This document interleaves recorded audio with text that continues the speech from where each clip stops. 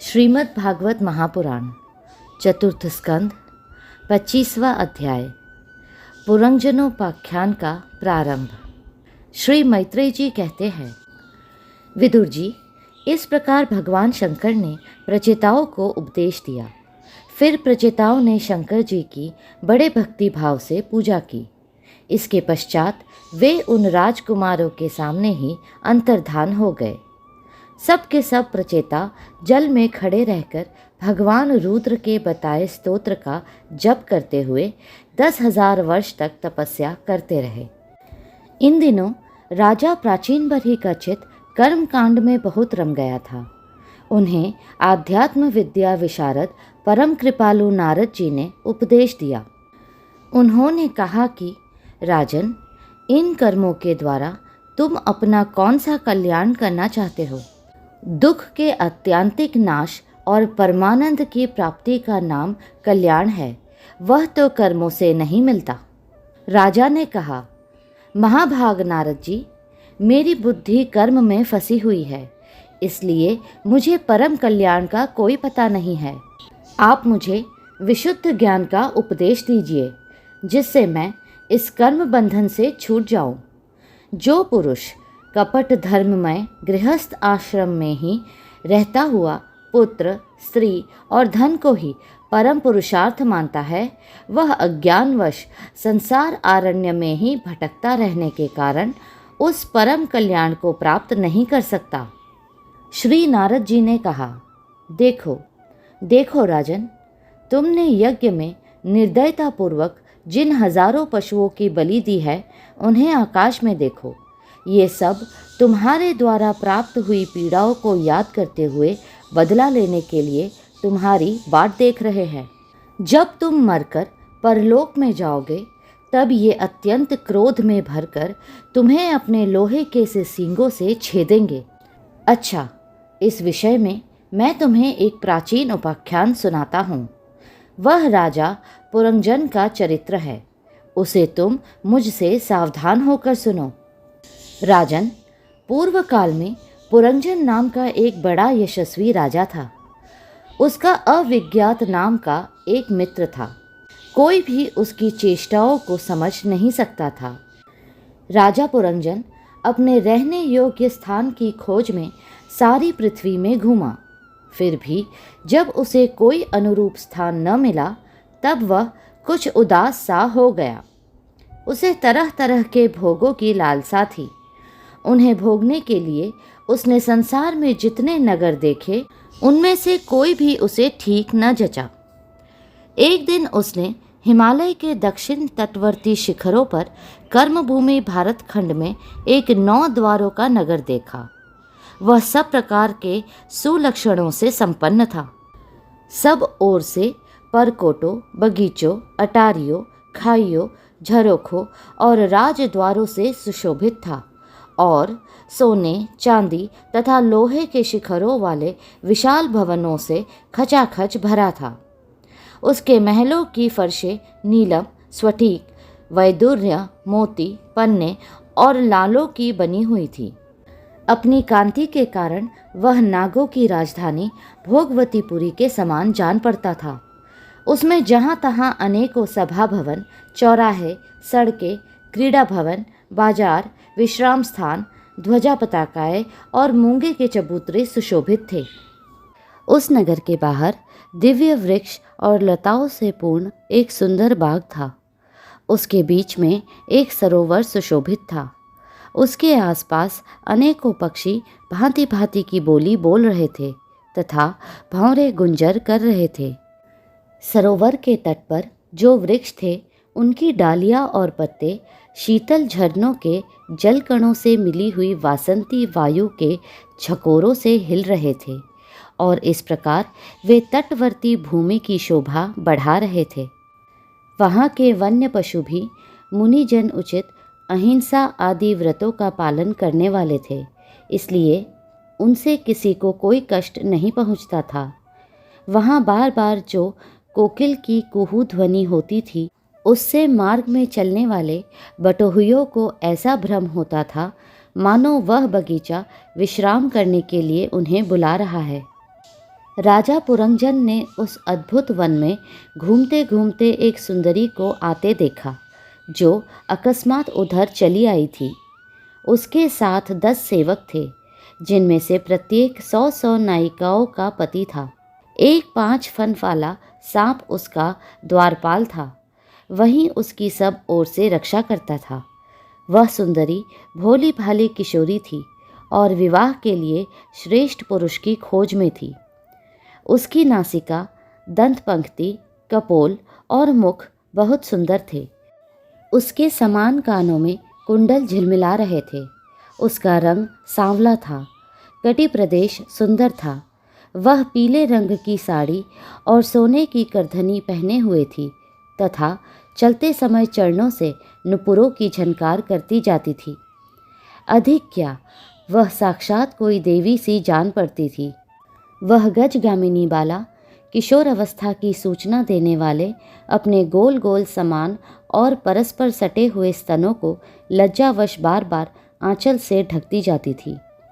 उसकी प्रेम से मटकती भौं और प्रेमपूर्ण तिरछी चितवन के बाण से घायल होकर वीर पुरंजन ने लज्जायुक्त मुस्कान से और भी सुंदर लगने वाली उस देवी से मधुर वाणी में कहा, कमल दल लोचने, मुझे बताओ तुम कौन हो, किसकी कन्या हो? साध्वी, इस समय आ कहाँ से रही हो? भीरु, इस पुरी के समीप तुम क्या करना चाहती हो? सुभ्रु, तुम्हारे साथ इस 11वें महान शूरवीर से संचलित ये 10 सेवक कौन है और ये सहेलियाँ तथा तुम्हारे आगे आगे चलने वाला यह सर्प कौन है? सुंदरी, तुम साक्षात लज्जा देवी हो अथवा उमा, रमा और ब्रह्माणी में से कोई हो। वहाँ वन में मुनियों की तरह एकांतवास करके क्या अपने पतिदेव को खोज रही हो? तुम्हारे प्राणनाथ तो तुम उनके चरणों की कामना करती हो, इतने से ही पूर्ण काम हो जाएंगे। अच्छा, यदि तुम साक्षात कमला देवी हो तो तुम्हारे हाथ का क्रीड़ा कमल कहाँ गिर गया? सुभगे, तुम इनमें से तो कोई हो नहीं, क्योंकि तुम्हारे चरण पृथ्वी का स्पर्श कर रहे हैं। अच्छा, यदि तुम कोई मानवी ही हो तो लक्ष्मी जी जिस प्रकार भगवान विष्णु के साथ वैकुंठ की शोभा बढ़ाती है, उसी प्रकार तुम मेरे साथ इस श्रेष्ठ पुरी को अलंकृत करो। देखा, मैं बड़ा ही वीर और पराक्रमी हूँ, परंतु आज तुम्हारे कटाक्षणों ने मेरे मन को बेकाबू कर दिया है। तुम्हारी लजीली और रति भाव से भरी मुस्कान के साथ भौहों के संकेत पाकर यह शक्तिशाली कामदेव मुझे पीड़ित कर रहा है। इसलिए सुंदरी, अब तुम्हें मुझ पर कृपा करनी चाहिए। शुचिस्मिते, सुंदर भौहें और सुघड़ नेत्रों से सुशोभित तुम्हारा मुखारविंद इन लंबी लंबी काली अलकावलियों से घिरा हुआ है। तुम्हारे मुख से निकले हुए वाक्य बड़े ही मीठे और मन हरने वाले हैं, परंतु वह मुख तो लाज के मारे मेरी ओर होता ही नहीं। जरा ऊंचा करके अपने उस सुंदर मुखड़े का मुझे दर्शन तो कराओ। श्री नारद जी ने कहा, वीरवर, जब राजा पुरंजन ने अधीर से होकर इस प्रकार याचना की, तब उस बाला ने भी हंसते हुए उसका अनुमोदन किया। वह भी राजा को देखकर मोहित हो चुकी थी। वह कहने लगी, नरश्रेष्ठ, हमें अपने उत्पन्न करने वाले का ठीक ठीक पता नहीं है और न हम अपने या किसी दूसरे के नाम या गोत्र को ही जानती है। वीरवर, आज हम सब इस पुरी में हैं, इसके सिवा मैं और कुछ नहीं जानती। मुझे इसका भी पता नहीं है कि हमारे रहने के लिए यह पुरी किसने बनाई है। प्रियवर, ये पुरुष मेरे सखा और स्त्रियां मेरी सहेलियां हैं, तथा जिस समय मैं सो जाती हूँ, यह सर्प जागता हुआ इस पुरी की रक्षा करता रहता है। शत्रुदमन, आप यहाँ पधारे, यह मेरे लिए सौभाग्य की बात है। आपका मंगल हो। आपको विषय भोगों की इच्छा है, उसकी पूर्ति के लिए मैं अपने साथियों सहित सभी प्रकार के भोग प्रस्तुत करती रहूंगी। प्रभु, इस 9 द्वारों वाली पुरी में मेरे प्रस्तुत किए हुए इच्छित भोगों को भोगते हुए आप सैकड़ों वर्षों तक निवास कीजिए। भला आपको छोड़कर मैं और किसके साथ रमण करूंगी? दूसरे लोग तो न रति सुख को जानते हैं, न विहित भोगों को ही भोगते हैं, न परलोक का ही विचार करते हैं और न कल क्या होगा इसका ही ध्यान रखते हैं, अतएव पशुतुल्य है। अहो, इस लोक में गृहस्थ आश्रम में ही धर्म, अर्थ, काम, संतान सुख, मोक्ष, सुयश और स्वर्ग आदि दिव्य लोकों की प्राप्ति हो सकती है। संसार त्यागी यतिजन तो इन सब की कल्पना भी नहीं कर सकते। महापुरुषों का कथन है कि इस लोक में पितर, देव, ऋषि, मनुष्य तथा संपूर्ण प्राणियों के और अपने भी कल्याण का आश्रय एकमात्र गृहस्थ आश्रम ही है। वीर शिरोमणि, लोक में मेरे जैसी कौन स्त्री होगी जो स्वयं प्राप्त हुए आप जैसे सुप्रसिद्ध, उदारचित और सुंदर पति को वरण न करेगी? महाबाहो, इस पृथ्वी पर आपकी सांप जैसी गोलाकार सुकोमल भुजाओं में स्थान पाने के लिए किस कामिनी का चित्त न ललचावेगा? आप तो अपनी मधुर मुस्कानमयी करुणापूर्ण दृष्टि से हम जैसी अनाथाओं के मानसिक संताप को शांत करने के लिए ही पृथ्वी में विचर रहे हैं। श्री नारद जी कहते हैं, राजन, उन स्त्री पुरुषों ने इस प्रकार एक दूसरे की बात का समर्थन कर फिर 100 वर्षों तक उस पुरी में रहकर आनंद भोगा। गायक लोग सुमधुर स्वर में जहाँ तहाँ राजा पुरंजन की कीर्ति गाया करते थे। जब ग्रीष्म ऋतु आती तब वह अनेकों स्त्रियों के साथ सरोवर में घुसकर जल क्रीड़ा करता। उस नगर में जो 9 द्वार थे उनमें से 7 नगरी के ऊपर और 2 नीचे थे। उस नगर का जो कोई राजा होता उसके पृथक पृथक देशों में जाने के लिए ये द्वार बनाए गए थे। राजन, इनमें से 5 पूर्व, 1 दक्षिण, 1 उत्तर और 2 पश्चिम की ओर थे। उनके नामों का वर्णन करता हूँ। पूर्व की ओर खद्योता और आविर्मुखी नाम के 2 द्वार एक ही जगह बनाए गए थे। उनमें होकर राजा पुरंजन अपने मित्र ध्युमान के साथ विभ्रजित नाम के देश को जाया करते थे।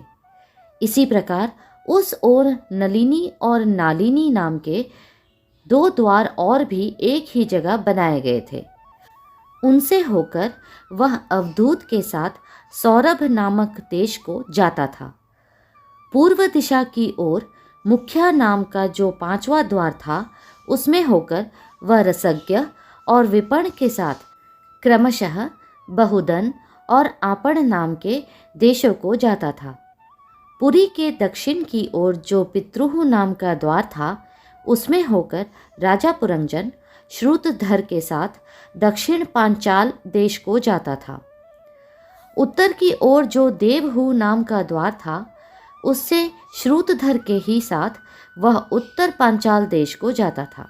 पश्चिम दिशा में आसुरी नाम का दरवाजा था, उसमें होकर वह दुर्मद के साथ ग्रामक देश को जाता था।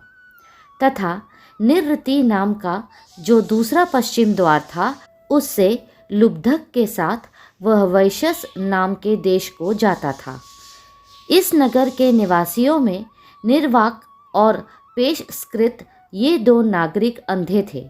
राजा पुरंजन आँख वाले नागरिकों का अधिपति होने पर भी इन्हीं की सहायता से जहाँ तहाँ जाता और सब प्रकार के कार्य करता था। जब कभी अपने प्रधान सेवक विशुचीन के साथ अंतःपुर में जाता तब उसे स्त्री और पुत्रों के कारण होने वाले मोह, प्रसन्नता एवं हर्ष आदि विकारों का अनुभव होता।